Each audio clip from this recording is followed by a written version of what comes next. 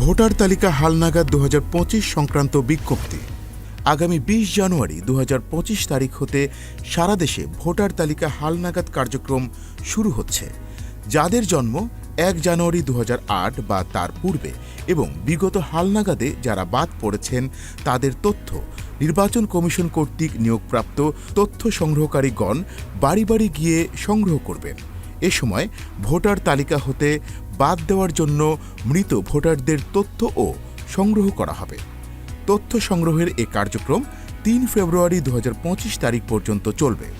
Voter হতে যেসব কাগজপত্র লাগবে: 17 ডিজিটের অনলাইন জন্ম সনদের কপি, জাতীয়তা বা নাগরিকত্ব সনদের কপি, নিকট আত্মীয়ের এনআইডির ফটোকপি, এসএসসি দাখিল সমমান 8ম শ্রেণী পাশের সনদের কপি, ইউটিলিটি বিলের কপি।